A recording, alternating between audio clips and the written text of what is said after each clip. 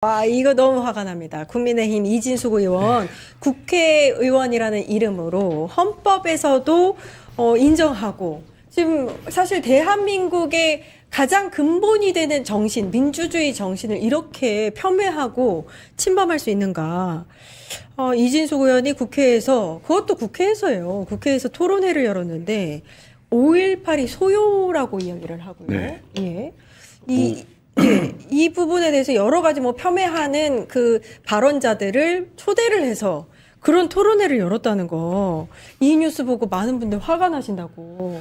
그러니까 이게 뭐라고 코멘트를 해야 될지 모를 정도로 참담한 상황인데요. 일단 이제 이 포럼을 같이 주최한 새역사국민운동은 뉴라이트 출신 이영훈 교수가 주도하고 있다고 하는데, 제가 이제 이 토론회 한다고 해서 자료집을 봤는데 너무 기가 막히더라고요. 한 문장 한 문장에 맞는 문장이 한 문장도 없다고 할 정도로 기가 막힌 자료집과 발제문인데, 예. 이 뭐 하는 단체인가 보니까 첫 번째 강령이 뭔지 아십니까? 뭐예요? 광주를 해방하라예요.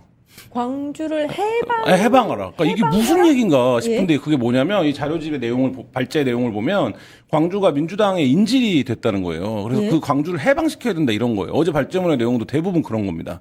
이 단체의 강령에 또 뭐가 있냐면 전두환 박정희의 장기 집권은 정당했다가 있어요. 그게 두 번째인가 세 번째인가 그래요. 전두환은 네. 옹호했군요. 그리고 어제 저는 굉장한 충격받았는데, 사실 이런 비슷한 유형의 토론회가 황교안 대표 시절에 한 번 있었습니다. 그때도 엄청 논란이 났고 결국 김종인 비대위원장인가가 사과도 하고 국민의힘이 강령에 5.18을 넣는 그런 상황으로 가서 일단락이 한 번 됐었던 거예요. 그리고 그 이후에 국회에서 이런 행사를 못했습니다. 차마. 근데 어제 이제 이 행사가 국회에 열렸는데, 그때 쟁점은 뭐였냐면 5.18에 북한군이 개입되어 있다라는 이른바 이제 음모론 가짜뉴스였는데, 어제는 그런 내용이 아니라 그 내용을 일부 포함했지만 뭐냐면 전두환 복권론이에요. 그러니까 전두환이 정당했다라는 거고, 그게 무슨 말이에요? 전두환에게 말하자면 살인마라는 어떤 프레임을 씌웠다라는 주장까지 나아갔는데, 이거는 기존의 공론장에서 5.18 관련된 이야기를 하던 것 중에서 가장 참담하고 가장 퇴행적인 그 어제 행사였고, 이게 전날 이미 기자들한테 자료집이 배포가 됐거든요. 그리고 이제 내용을 아마 국회에서도 파악을 했을 텐데, 그러면 저는 뭐 이렇게 지금 논란이 되고 이렇게 있는데 중단시켜야 되지 않을까, 행사를 못하게 하는 게 맞지 않았나, 이런 생각이 듭니다. 그러니까 이게 장소가 국회 도서관이었는데 지금 얘기가 국회 도서관 관장이 윤석열이 임명한 사람이라고 하더라고요. 그래서 이것도 맞지 않다. 이 부분에 대해서 책임 물어야 된다 얘기가 나오고 있고, 지금 조금 전에 너무 자세하게 잘 설명을 해주셨는데, 토론회 자료집은 이진수 의원실에서 만드는 거고 그걸 미리 다들 받아보거든요. 어떻게 이게 내용을 몰랐다고 할 수 없는데, 국회의원이라는 자가, 보궐로 된 국회의원이라는 자가 어떻게 이런 행보를 할 수 있는가. 이 이영훈 교수라는 분이 네. 어떤 분인가, 이 되게 뭐 유명한 분이죠, 이런 쪽으로. 오늘이 이제 또 일본군 위안부 기림일입니다. 근데 예전에 이영훈 교수가 이 일본군 위안부 때문에 MBC 기자를 폭행한 적이 있어요. 그래서 한번 되게 논란이 된 적이 있습니다. 그렇군요. 그러니까 이분이 어떤 주장을 하냐면, 일본군 위안부는 성노예가 아니다. 업자들과 계약 관계에 있고 소규모 영업이고 수익을 나누어 가진 사람들이다라는 거를 본인의 저서에다가 쓰고, 본인이 그 저서 북토크를 하면서 돌아다니면서 얘기를 했던 사람입니다. 그러니까 매번 본인이 얘기하는 역사적 사실의 재조명이라는 것은 이런 식으로 지금 본인이 마음대로 이제 역사를 자신의 이제 관점에 맞추어서 해석을 해놓고는 이걸 재조명하고 있다라고 이제 거기다 덮어 씌우는 건데, 사실 오늘 이제 이진숙 의원이 방금 기자회견도 했지 않습니까? 2시 20분에. 이 토론회를 한 이유가 5.18을 재조명하기 위해서다라고 하는데, 많은 기자분들이 물어봤어요. 무엇을 그럼 재조명하려고 하세요라고 했더니 대답을 못 해요. 그리고 막 혼내던데요, 기자를? 네, 그러고는 결국에는 대답을 안 하고 나갑니다. 그러니까 재조명을 하는데, 재조명은 또 뭐 학자들이 하는 것이고 토론회에 온 토론자 패널들이 하는 것이지 나는 모르겠고 막 이런 식으로 얘기를 해요. 그러니까 본인도 지금 궁색한 거지 않습니까? 그러니까 저는 이게 일종의 그 벨튀 정치라고 생각하는데, 우리 그 어린 친구들 벨 누르고 도망가는 장난치지 않습니까? 초인종 눌러놓고 이렇게 싹 도망가고. 그러면 집주인은 화가 나죠. 근데 벨을 누른 사람은 도망을 가버렸기 때문에 뭐라고 할 수가 없습니다. 그런 상황에서 자기 이제 친구들한테 돌아가가지고는 벨트이한 되게 용감한 사람이 되는 거예요. 예. 그러니까 지금 이걸 노리고 하는 건데 본인에 대한 지금 공격을 받으니까 바로 오늘 기자회견하면서 마치 본인이 무슨 5.18이라는 성역에 도전하는 순교자인 것처럼 지금 행세를 하지 않습니까? 정확하게 지금 이 구조를 노려가지고 이 행사를 한 것이다라고 저는 보입니다. 그러니까 오늘의 기자회견까지도 저는 일정 정도 염두에 두고 민주당이 분명 자기를 공격할 거라고 생각하고 이 시나리오를 짜고 자신의 어떤 정치적인 입지나 이런 부분들을 굳히기 위해서 자기 이제 어떤 극우 지지층들에 대한 자신의 존재감을 확보하기 위해서 좀 이런 일들을 계획적으로 좀 벌이고 있는 게 아닌가라는 생각이 듭니다. 지금 대표님 설명을 들어보니까 전형적인 극우 성향의 어그로 뭐 이런 선동 정치라는 생각밖에 안 되는데 요거는 이진숙의 이 행태를 직접 볼 필요가 있을 것 같아서 저희가 영상 하나 보고 와서 이야기 이어가도록 할게요. 5.18이 과연 그런 영역이 되는 것이 자유대한민국에서 바람직한 일인가? 광주에서 있었던 그 열흘간의 그 소요 사태입니다. 대부분 이른바 좌파의 정치와 역사와 학술과 문학에 의해서 증거되었습니다. 한마 정부하는 거 어떡해? 4.19 혁명으로 쫓겨난 대표는 조용히 가! 방해하지 말고 조용히 가! 토론회에서 전두환이 광주 학살에 책임이 없다는 주장이 나왔는데 그렇게 물으면 안 됩니다. 예, 주장이 기자 나왔는데 자격이 없어요. 동의를 하시는지 여쭤봅니다. 내가 그런 수준의 질문에 답변할 만한 위치에 있지도 않고 저 마지막에는 MBC 기자가 이런 5.18 폄훼하는 토론회를 연 그 취지가 뭔가를 물어봤는데 그런 질문 자체가 맞지 않다. 기자 자격도 없다. 아예 그렇게 완전 질문조차도 하지 못하게 하는 그런 모습들. 이게 어쨌든 말시한데 극단적인 어떤 뭐 인터넷에 나오는 말로 어그로를 끄는 건데 예를 들어 볼게요. 일본 자민당의 의원이 일본 국회에서 토론회를 열었습니다. 근데 우리는 한국을 침탈한 적이 없다라는 주장을 하는 학자를 불렀다고 쳐요. 그리고 이제 한일합병의 재조명이라는 제목을 달아서 토론을 했더라고 치죠. 그럼 어떻게 될까요, 그러면? 그러면 제 생각에 최소한 대사조치가 이루어질 거고 그렇죠. 전국에서 이 말하자면 반일운동이 일어날 것 같은데 그때도 자민당에서 그러면 우리는 잘 모르는 일이에요. 우리는 상관이 없는데 저 의원이 개인적으로 한 일이에요. 이렇게 자민당이 해명한다고 치죠. 그러면 우리나라 국민들이나 우리나라의 정당들이 어떤 반응을 내놓겠습니까? 말도 안 되는 소리 하지 마라. 그렇죠. 이게 뭐 하는 짓이냐 이렇게 나올 거잖아요. 예. 지금 이제 이진숙 의원이 그런 수준의 해명을 내놓고 있는데 국민의힘에서 오늘 무슨 얘기하고 있는 겁니까? 원내지도부에서는 일부 만류가 있었는데 말을 안 들었다. 그러니까 우리가 어떻게 할 수 있는 일이 아니다. 이렇게 얘기를 하고 있어요. 이게 전형적인 선긋기잖아요. 네, 그러니까 선긋기 정도가 아니라 저는 역할 분담이 있는 게 아닌가 싶을 정도로 그러니까 예를 들면 지금 당대표는 어떻게 하는 겁니까? 당대표는 올림픽 공원에 가서 이른바 극우화된 청년들이 본인들의 정당의 지지 기반인 것처럼 삼아서 그거를 무기로 이제 말하자면 본인의 리더십이라든지 권력체제를 공고히 하려고 하고 있고 이준숙 의원이 어쩌다 보니 뭐 보수 여전사 이런 이제 별명으로 불리게 됐는데 이 보수 여전사는 국회에 입성하자마자 첫 번째 행사로 아스팔트에서도 이제 이런 주장을 하면 그런 이제 오래된 얘기 구닥다리 같은 얘기 그만해라 이런 정도로 학계에서는 아무런 평가의 의미가 없는 주장을 하는 사람들을 불러다가 국회에서 공론화장을 만들어준다? 저분들이 어제 행사에서 어떻게 나오냐면 마이크 잡은 거 자체 국회에서 이런 행사가 열린 거 자체 굉장히 감격해요. 그동안 이제 완전히 퇴출되고 밀려나 있다가 다시 진입을 한 거 아닙니까?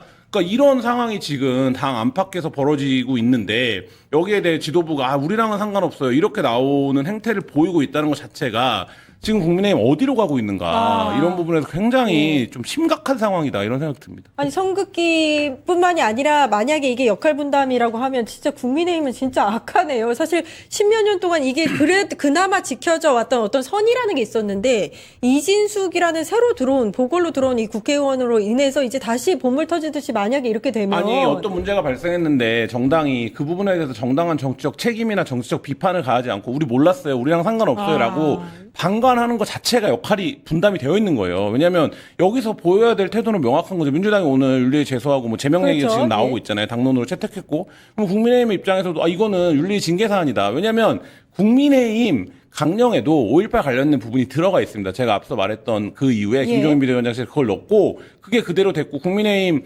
지난번에 이준석 대표가 될 때라든지 하면 광주의 문제를 우리가 이제 매듭 지어야 된다라는 게 그 당의 어쨌든 공식적인 입장으로 추인받아 온 세월이 있어요. 근데 초선으로 들어온 의원이 그런 거 잘 몰라서 이런 행사를 했다라고 하면 국민의 입장에서 우리가 조치하고 징계하겠다. 그리고 이건 잘못됐다. 이런 입장이 나와야 되는데 그게 아니라 이거는 국회의원의 개인의 활동이다. 이렇게 선을 그어버리면 앞으로 개인적으로 이런 맞죠, 행동을 맞죠. 하면 그거는 뭐 어쩔 수가 없는 일이냐. 이렇게 될 거라서 저는 이거는 매우 부적절하고 민주당이 오늘 이제 뭐 바로 제명예가 나왔지만 이거는 사실 제명 사안이죠. 아, 예, 예. 이 국민의힘이 요즘에 징계 파티하지 않습니까? 그렇죠. 뭐만 하면 징계 예, 위에 예. 회부를 해요. 예. 윤상현 의원 부정선거 아니라고 했다. 지금 징계위 회부하느니 뭐 윤리위 회부하느니 뭐 예. 이런 얘기 하지 않습니까? 그거는 그럼 그 의원의 개인 생각 아닙니까? 그러니까 그거는 예. 윤리위 제소해야 된다고 하고 이진숙 의원은 뭐 개인의 생각이니까 당하고 관련이 없다라고 얘기하는 거는 전혀 이제 앞뒤가 안 맞는 얘기고 사실 오늘도 그렇고 어제도 그렇고 이진숙 의원이 주구장창 얘기하는 게 이제 그 5.18 유공자들의 뭐 명단을 공개해야 된다 이런 얘기를 계속 하고 무슨 있거든요. 논리예요? 그러니까 이게 지금 5.18을 폄훼하는 사람들이 주되게 쓰는 허수아비 때리기 중에 하나입니다. 그러니까 5.18 유공자들이 무슨 명목으로 유공자가 됐는지도 불분명하고 무슨 근거로 됐는지 불분명하니까 그거를 명단을 쫙 공개해가지고 본인들이 어떤 공적을 세웠는지 국민들 앞에 떳떳하게 밝히고 명예롭게 유공자로 살아라라는 주장을 하세요. 근데 이게 이제 허수아비 때리는 게 개인의 명단은 개인정보기 때문에 공개할 수 없다라는 건 이진숙 본인도 얘기를 합니다. 알고 있으니까 오히려. 본인도 오늘 기자회견 할 때 예. 그것까지 요구하는 거 아니라고 하거든요. 예. 근데 그 밖에 지금 어떤 기준으로 나누고 이런 것들은 다 공개가 이미 돼 있습니다. 사망자, 행방불명자, 부상자, 그 다음에 구속구금 수감 등의 이제 희생자들, 이런 사람들이 명수까지 다 공개가 돼 있어요. 근데 이게 자꾸 이제 공개가 안 돼 있고 숨겨져 있다라는 거짓말을 하면서 명단을 공개하라는 애매한 얘기로 지금 이거 이제 계속 떡밥을 주고 있는 약간 상황인 거죠. 불지픽이네요. 뭔가 있는 것처럼, 문제가 있는 것처럼. 그쵸. 근데 이게 지금 어떤 심각한 문제가 있냐면은 온라인상에서 특히나 이제 인스타그램이나 이런 SNS상에서 10대들 사이에 마치 뭔가 정말 문제가 있고 5.18 유공자들이 뭔가가 좀 부정한 방식으로 유공자가 막 수도 없이 많이 등록이 돼가지고 뭐 이런 뭐 국가에서 막 돈을 타가고 있다 이런 류의 유언비어로 이게 재생산이 되고 있거든요. 그러면 이게 이제 10대들에게 막 퍼져나갑니다. 그러니까 이게 손을 쓸 수 없이 지금 많이 퍼져나가고 있고 이런 부분들을 너무 잘 알고 있어요. 그러다 보니까 지금 이제 젊은 그 본인들이 이제 뭐 지금 부정선거나 이런 거 얘기하는 극우 청년층에다가 정확하게 지금 러브콜 보내고 있는 겁니다. 나도 좀 쳐다봐줘. 나 이진숙이 여기 있어. 내가 지금 이렇게 열심히 활동하고 있으니까 나도 보수의 주요한 주자로서 한번 지켜봐줘라고 지금 호소하고 있는 거거든요. 예. 근데 저는 이 부분에 대해서 계속 이제 뭐 제명이나 징계하는 것도 되게 중요한 부분이지만 아마 이렇게 하면 본인 계속 순교자 이미지 가져가려고 할 겁니다. 예. 그러니까 저는 한 가지만 딱 물어보면 좋겠어요. 재조명을 하자는데 대체 뭘 재조명하자는 것이냐. 네. 그러니까 뭐 구체적으로 막 구구절절 물어볼 거 없고 예. 재조명을 하자고 하시니 뭘 재조명하자고 하는지 당신 입으로 똑똑히 얘기해봐라 라고 하면 오늘도 지금 대답 못하고 가지 않습니까? 예. 저는 이 사람이 대답 못하는 장면들을 많이 만들어내야 된다고 생각을 합니다. 아니, 사실은 지금 이 사태는 예견이 가능한 일이었어요. 네. 이진숙은 방통위원장 청문회 당시에도 뭐 이제 약간 5.18 정신을 폄훼하는 글이 있었는데 거기에 좋아요 눌러서 그때 논란이 된 적이 있었고 자기 유튜브 채널에도 이 5.18 그 단체들을 이권단체라고 폄하하기도 했었거든요. 어제 왜곡하고. 토론에서도 그 내용이 주였어요. 이제 광주를 일종의 이제 비즈니스 모델로 설명하는 거죠. 그래서 그 이후에 민주당이 이른바 영남 양자를 들여서 정권을 뭐 계속 차지하고 뭐 이런 과정들에서 거대한 이익 카르텔이 됐다. 이게 이제 저 주장이에요. 그러니까 이게 과거에 북한군 개입설이 많은 사람들에게 이제 부정당하고 학술적으로 역사적으로 평가할 의미가 없어진 상황이 된 이후에 새롭게 개발한 그래서 이 5.18이라는 게 이렇게 비즈니스 카르텔이 됐으면 이게 모종의 기획이 있었던 거 아니겠냐. 그러면서 그걸 뭐라고 하냐면 그 기획이 뭔진 모르지만 어떤 딥스테이트가 있는 것 같다. 근데 그 딥스테이트가 봐라. 박근혜 윤석열이 연속으로 우리 쪽에서 배출한 대통령이 탄핵됐다. 이후에 어쨌든 간에 이렇게 끝나는 것 자체가 이런 권력 카르텔의 기획이다. 뭐 이런 논리로 맞아. 가는 거거든요. 예. 이게 그러니까 제가 아까 말했던 것처럼 한 문장 한 문장 한마디로 맞는 말이 없다라는 게 이런 건데 그러면서 전두환이나 박정희도 지나치게 저쪽 권력에 의해서 뭐 살인마, 뭐 나 독재자 이런 이미지로 더 씌워졌다 이런 거예요. 그러니까 이거를 결국 뭘 재조명할 거냐라는 얘기를 정확하게 못하는 이유는 뭐냐면 이게 전혀 재조명이 될 이유가 없고 재조명 되어서도 안 되고 이걸 재조명이라는 이름을 붙여서도 안 되는 사안이에요. 예. 근데 이제 이런 거를 하면서 뭐 명분은 뭐라고 가져가니까 우리는 표현의 자유가 있고 5.18에 대한 학술적 해석은 뭐 차이가 있을 수 있는 거 아니냐 이렇게 가져가는 이게 전형적인 논점 일탈이고 앞뒤가 안 맞는 거고 인과관계가 아니에요. 근데 지금 저런 얘기를 버젓이 하고 있는데 문제는 뭐냐면 독일에서 예를 들어서 어떤 정치인이 유대인 정치인까지 갈 필요도 없습니다. 독일은 시민이 유대인 학살은 그 당시에 권력 관계에 의해서 권력적인 이런 차원 정치적인 차원에서 어쩔 수 없는 일이었다는 얘기만 하면 형법 위반이 돼요. 그러니까 예를 들면 그 사회가 합의하는 최소한의 금기는 있다는 거예요. 근데 우리에게 몇 가지 문제들이 그런 거라고 볼 수 있는데 물론 우리는 그런 법률 체계를 갖고 있지 않습니다만 국회의원이 이런 장소에서 이렇게 하면 어떻게 되는 겁니까? 사람들이 쳐다볼 때는 저 권위 있는 스피커도 저런 얘기를 그냥 공공연히 하네. 그럼 저것도 있는 주장인가 보네. 어디선가는 얘기해도 되는 얘기인가 보네. 이런 판단이 내려지잖아요. 그러니까 우리는 법률 체계를 갖고 있으니까 뭐 당장 이준석을 체포한다든지 구속한다든지 할 수는 없겠지만 이거에 대해서 그 공동체가 거기서 그거를 규율할 수 있는 자율적인 어떤 판단들에 의해서 최대한 강력한 제재를 내려야 한다고요. 그래서 많은 사람 그걸 쳐다보는 많은 사람 저런 얘기 해도 되는 거야? 라고 생각하고 쳐다보는 사람들이 저런 거 얘기하면 제재받는구나. 저런 거 얘기하면 처벌되는구나. 저런 거 얘기하면 자격이 박탈되는구나. 최소한 이 정도는 가져야 규정력이라는 게 발생하는데 이거를 정치적 입장인 것처럼 어떤 무슨 뭐 학술적 견해인 것처럼 이렇게 접근하는 것 자체가 말이 안 된다. 그거는 공동체의 제재를 받는다. 이거를 명확한 기준을 세워야 됩니다. 이게 중요한 말씀해 주신 게 우리도 사실 특별법에 의해서는 관련해서 허위 사실을 유포하면 처벌할 수 있도록 이게 규율이 되어 있긴 한데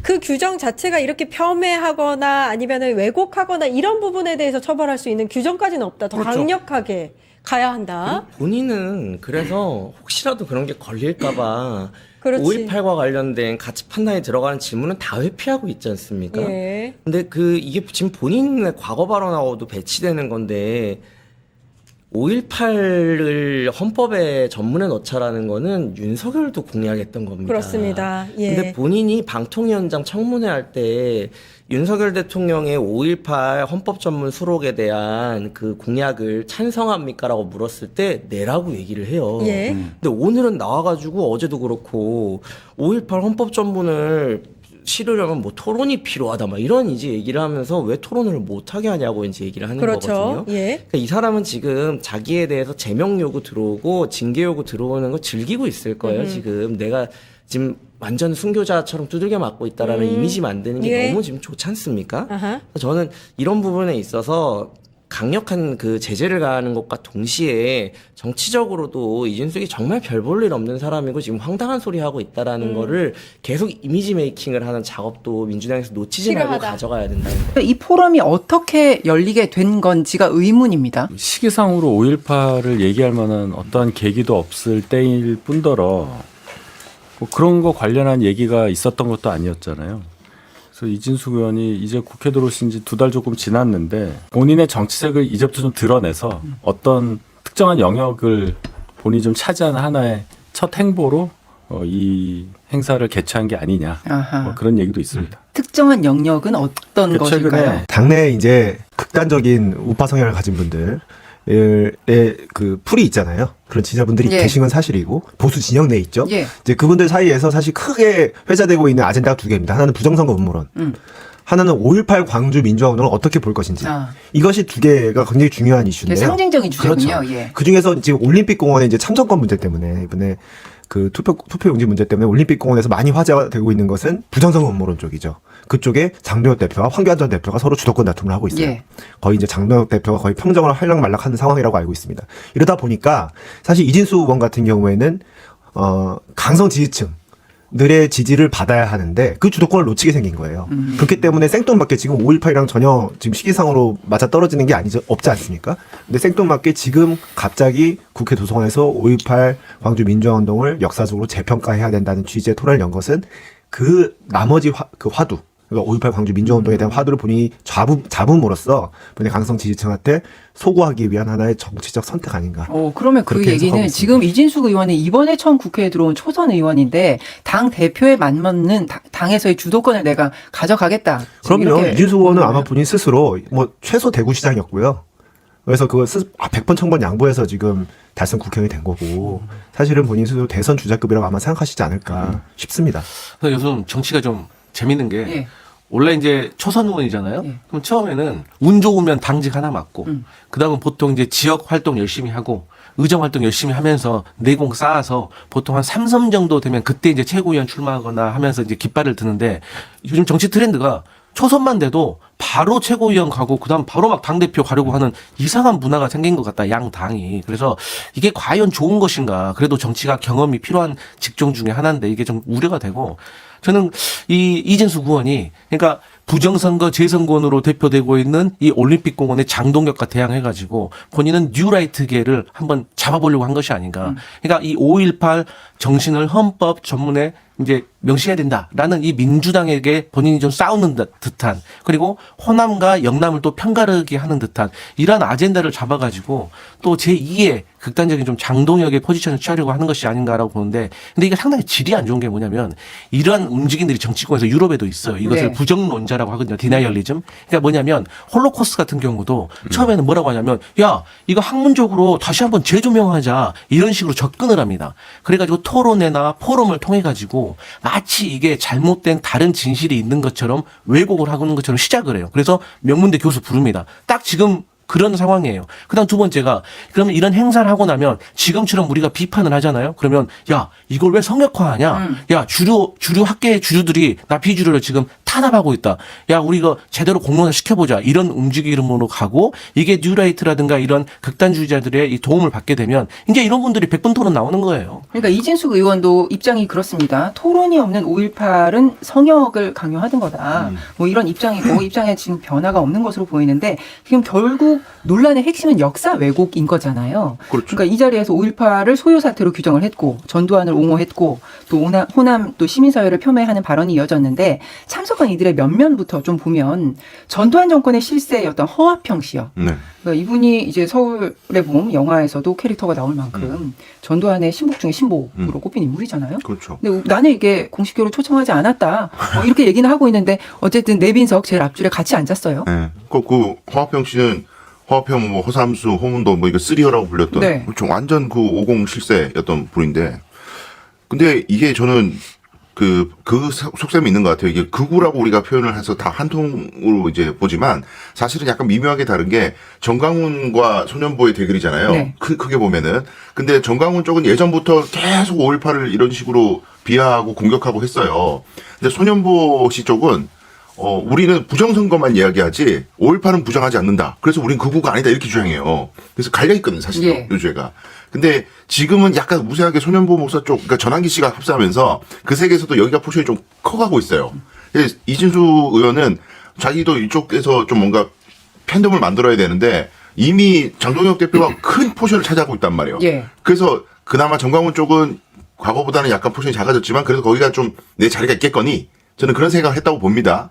근데 그걸 이용할 게 있지 이미 법원에서도 전두환에 대한 단죄가 다 이루어졌는데 예. 다 끝난 얘기를 뭘 토론하냐. 토론이라는 것도 찬반이 있어야 되는 거잖아요. 근데 찬반이 아니라 그냥 그쪽 사람들만 쭉 불러가지고 일방적인 메시지만 내는 게 무슨 토론이겠어요. 말이 안 되죠. 그리고 저 국민의힘 참 답답한 게 네.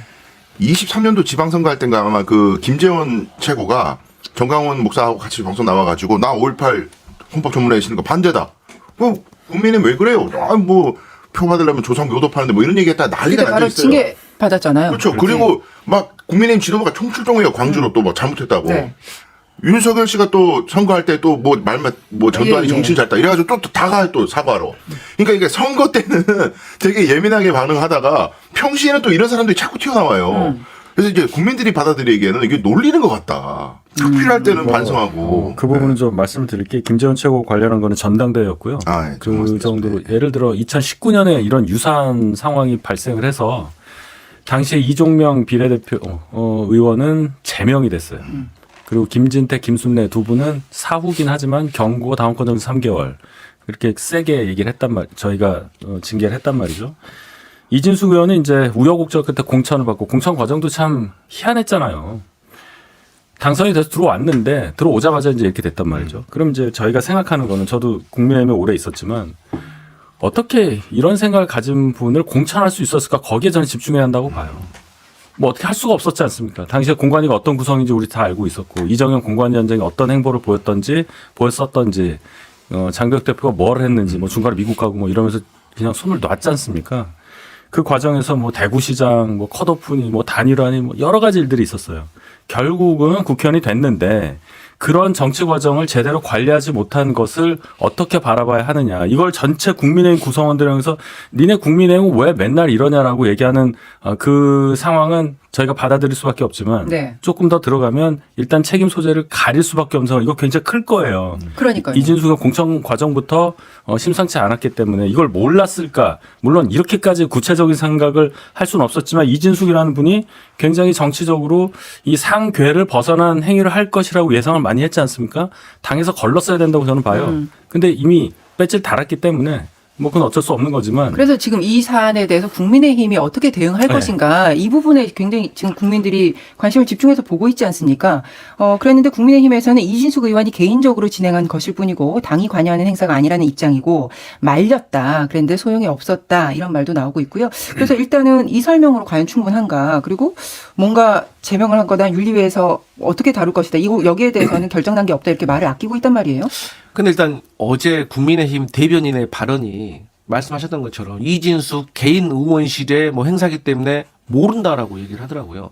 근데 이 정도의 파장이 일어났으면 대변인이면 이미 지도부와 같이 상의를 해가지고 이거 어떻게 할 것인지 명확하게 입장을 내야지 여기에 대해서 개인 의원실 일이니까 모른다? 그러면 다 그런 식으로 얘기할 겁니까? 아니 분명히 국민의힘 정당 정책 거기에도 2020년도에 개정이 되어 있는 걸로 제가 알고 있어요. 맞아요. 그리고 우리가 앞에서 말씀드렸다시피 벌써 한 서너 명의 인사들은 이와 관련된 잘못된 발언으로 징계를 받은 적도 있는데 그걸 공당의 대변인이라는 분이 국회의원이라는 사람이 개인 의원실의 의견이기 때문에 우리는 상관이 없다. 저는요, 저희 민주당 입장에서는 이걸 나아가지고 국회 도서관장도 계속해서 자리를 유지할 수 있겠는가에 대해서 고민이 많습니다. 이번에 열렸던 장소가 네. 도서관 대강당이죠. 근데 제가 알기로 도서관? 예. 이 국회직 중에 하나거든요. 도서관장도. 이것은 야당 대표의 추천을 받아서 야당 모습을 배려하는 게 지금까지 국회 관례였어요. 예. 그러다 보니까 저는 이거 장동혁 대표가 추천을 하신 분이 아닌가. 근데 이분 이력을 보니까 이 판사 출신이신데 국민의힘 윤리위원장 출신이세요. 근데 판사를 그렇게 15년 정도 하신 분이 이런 행사에 대해서 제대로 된 어떤 태도도 보이지 못한다는 것은 저는 국회 도서관장으로서 자격이 없다라고 생각하고 저는 다시 한번 국민의힘이 이진숙 의원과 관련된 이번 토론회에 대해서 제대로 된 태도를 보이지 않으면 이것은 앞으로 국회가 잘 협조가 될지 저는 걱정이다. 이런 생각. 예, 여기에 이런 행사하려면 대관을 먼저 하잖아요. 그렇죠. 그러면 국회의원 신분이면 어떤 행사의 성격과는 상관없이 신청하면 그냥 다 대관을 할 수 있나 봐요. 그렇죠. 이제 어쨌든 국회의원 신분이 있으니까 그 내용에 대해서 사전 검열을 하지는 않는 것으로 알고 있어요. 왜냐면 이제 검열하기 시작하면은 그럼 국회 도서관장이 본인이 어떤 생각을 가지냐에 따라서 어떤 행사는 개최할 수 있고 어떤 행사는 개최할 수 없고 이렇게 되잖아요. 그렇기 때문에 그게 오히려 더 논란을 발생시킬 수 있기 때문에 사전적으로 신청 내용을 받아서 행사 내용을 먼저 사전적으로 받아서 검열하지는 않는 방식으로 알고 있고 일단 국민의힘 원내 지도부가 이 행사를 개최하기 전에 내용을 대충 알고 하지 말라고 만류했습니다. 네. 근데 이진숙 의원이 강행한 것이고요. 그리고 아까 말씀드렸다시피 국민의힘은 5.18 광주 민주운동에 관해서 선법 전문에 닿는데 동의할 정도로 5.18 광주에 대해서는 이미 법률적이고 사법적이고 역사적인 평가가 끝났다. 이렇게 판단하는 게 당의 주류적 인식입니다. 네. 근데 이제 거기서 벗어나는 행동을 이번에 이진숙 의원이 했기 때문에 당연히 뭐 윤리위가 가동돼서 징계를 검토해 보는 것이 맞는 일이겠지만 지금 윤리위 상태가 어떤지 아시잖아요. 윤리 자체가 정당성을 잃은 상황이기 때문에 과연 그 제대로 된 어떤 당의 운영을 밟아갈 수 있을 것인가에 의문이 좀 들고 또 하나는 이진숙 의원에 대해서 제가 드리고 싶은 말씀은 이진숙 의원은 본인이 5.18은 성역이 아니다 이렇게 주장했잖아요. 네. 저는 동의합니다. 거기에 대해서는. 자유민주 사회에서 어떤 것도 전 성역이 될 수 없다고 생각합니다만 거기에 그 자신의 발언과 표현에 대한 비판은 있는 그대로 저는 감당해야 된다고 생각해요. 그렇다면 단순히 토론회를 열어서 여러 인사들이 발언을 할 수 있게 판을 깔아줬다는데 그칠 게 아니라 이진숙 의원도 본인의 입장을 밝혀야 돼요. 근데 기자들이 물어보니까 내 생각은 묻지 마세요. 이렇게 얘기를 하더라고요. 제일 중요한 건 그 토론회를 개최한 국회의원의 생각입니다. 그 생각을 정확하게 밝혀야 그걸 가지고서 우리가 제대로 징계를 하든 말든 검토를 할 거 아니겠습니까? 그리고 성역이 아니라고 한다면 본인 입장을 먼저 밝혀야죠. 본인 입장을 밝히지 않고 다른 사람들이 얘기할 수 있도록 판을 깔아놓은 다음에 5.18은 성역이 아니다? 이건 굉장히 비겁한 태도라고 생각해요. 이진숙 의원이 2024년에 방송통신위원회 위원장 그 인사청문회 할 때 이 부분에 대한 답변이 정확히 있더라고요. 5.18 민주화 정신 헌법 수록에 대해서 동의를 하는지 동의를 한다라고 대답을 했어요. 그러니까 굉장히 이게 이율배반적인 지금 상황이 벌어진 것 아닌가. 네. 근데 어쨌든 뭐 정치인들이 보면 자기 철학을 왔다 갔다 할 때가 많죠. 본인한테 이익이 되면. 근데 이거를 국민의힘이 단죄를 이제 윤리위원회에서 단죄를 하지 않으면 지금 하고 있는 모든 징계가 다 아마 정치적으로 해석될 거예요. 네. 우리 편은 살려주고 상대편은 죽이고. 안 그래도 그것 때문에 지금 국민의힘이 거의 쪼개지게 생겼는데. 근데 이런 사안은 예를 들면 권영진 의원이 멱살 잡았다고 징계한다고 그러고 뭐 제명 얘기 나오고 뭐 그랬잖아요. 그거보다 1000만 배는 중요한 사안 아닙니까? 이건 당의 정체성과도 관련이 있어 보입니다. 그럼요. 이거는 당을 완전히 그냥 또 다시 국민들한테 또 북부정당 비슷하게 만들어버리는 거 아니에요. 훨씬 더 중요한 사안인데 이거를 징계 안 한다? 이상한 얘기잖아요. 뭐 죄송은 될 거고 징계 시기를 좀 더 빨리 신속하게 안 하고 또 뭐 사실관계 확인이 필요하다.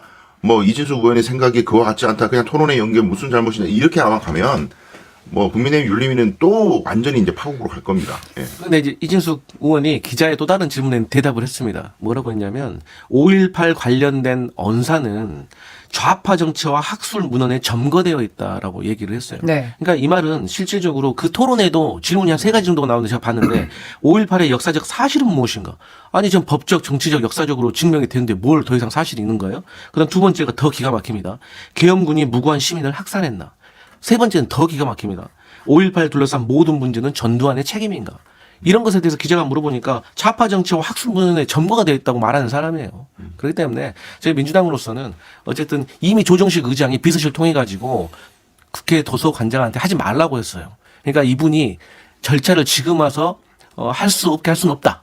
라고 한 분이거든요. 그렇기 때문에 저는 이 부분에 있어서는 국민의힘이 뭐 대변인은 아직까지는 모른다라고 했는데 개인 의견이라고 했는데 이 부분에 있어서는 국민의힘이 제대로 된 입장을 밝혀야 된다고 봐요. 그러니까 이미 사법적인 판단이 끝난 역사적 진실을 왜곡하는 일이 지금 반복되고 있는 거잖아요. 그렇습니다. 이런 일들이 재발하지 않으려면 뭘 어떻게 해야 되는 거예요? 아니 일단 개헌을 해야죠. 헌법 전문에 넣으면 이게 어떤 효과가 있냐면 헌법 전문은 뭐 강제력이 없다고는 하지만 선언적 의미가 아주 큰 것이 우리가 갖고 있는 모든 자유는 헌법적 테두리 안에 있는 자유란 말이에요. 네. 이 자유를 절대화할 수 없어요.